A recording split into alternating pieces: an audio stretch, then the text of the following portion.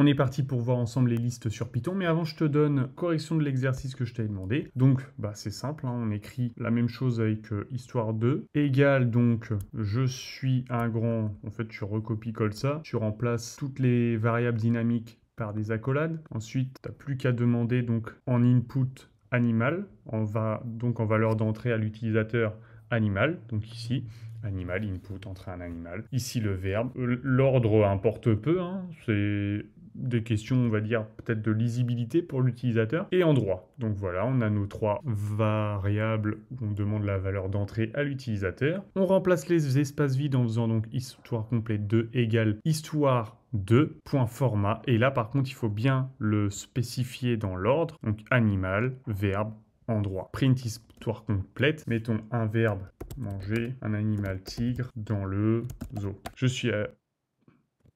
Bah oui, j'allais dire, je fais pas le malin, mais si.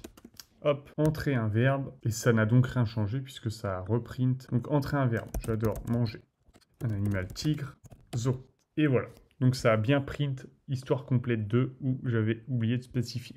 Tu vois, au final, à chaque fois, ça peut être des erreurs bêtes comme ça dans le code. Mais on est parti maintenant pour les listes dans Python. Donc en fait, les listes, c'est une des structures de données les plus fondamentales en Python. Elles te permettent de stocker et de manipuler des collections d'éléments de façon, on va dire, flexible.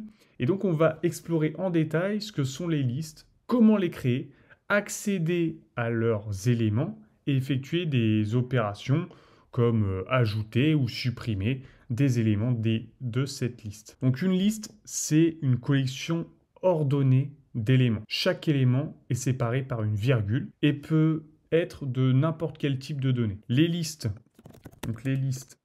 elles se reconnaissent quand on met un crochet et ça peut contenir 0 ou plusieurs éléments. Donc, on crée notre première liste, ma liste. Ce que tu vas voir, hop, si je commence à mettre liste comme ça, tu vois, ça le met en vert et donc Python le reconnaît et ne va pas considérer ça comme une variable. Donc voilà, je crée ma liste, donc là elle est vide. Je fais par exemple 1, 2, 3, 4, 5. Hop, je l'exécute. Maintenant, les éléments d'une liste sont indexés. Indexé, ça signifie que chaque élément a une position numérotée à partir de 0. C'est-à-dire que là, le 1, sa position c'est 0. Le 2, sa position c'est 1. La 2, 3, 4. Je veux le quatrième élément de la liste, c'est celui-là. Je veux le 0e élément de la liste, c'est celui-là. Donc, on va faire afficher, donc print, ma liste. Là, on met entre crochets 0.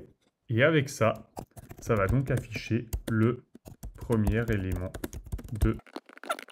Tu vois là, si j'avais fait print ma liste, et là je mets entre crochets, je mets par exemple le troisième, ça va faire 4, parce que ça commence à partir de 0. Je demande 5, ça me va mettre 4. Non, je demande 5, ça me met rien, puisque j'en ai rien. J'en ai pas. Enfin, on va te mettre là, ça fait erreur. Si je rajoute 6, hop, ça m'affiche 6. On va faire 3, on l'enlève. Bref, tu vois, tu as compris. Donc ça, c'est le premier élément de la liste. Les listes, elles sont mutables. Ça signifie que tu peux modifier leur élément après leur création. Tu peux affecter une nouvelle valeur à un élément en utilisant cet indice. Donc c'est ça l'indice. Là, 0. L'indice de 1, c'est 0. Par exemple, ma liste, le premier élément de ma liste est égal à 10. Et bien ça signifie que je modifie le premier élément.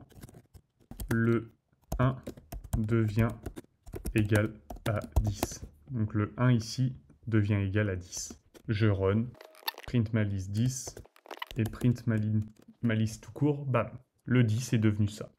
Mais tu peux aussi ajouter des éléments. Donc là, on les a modifiés, on peut aussi les ajouter. Donc ajouter un élément dans la liste avec la méthode append. Pour ça, on donne donc le nom de ma liste, on fait point la méthode append 6, on va plutôt mettre 8 pour pas confondre, et ça ajoute donc un élément à la fin de ma liste. Ajoute un élément ajout d'un élément avec la méthode happen à la fin de la liste. Là, je print ma liste pour montrer. Donc là, ça ajoute le chiffre 8 à la fin de ma liste, puisque c'est ordonné. Maintenant qu'on a ajouté un élément dans la liste, eh ben, on veut en supprimer un. Supprimer un élément. Et ça, on le fait avec la méthode del.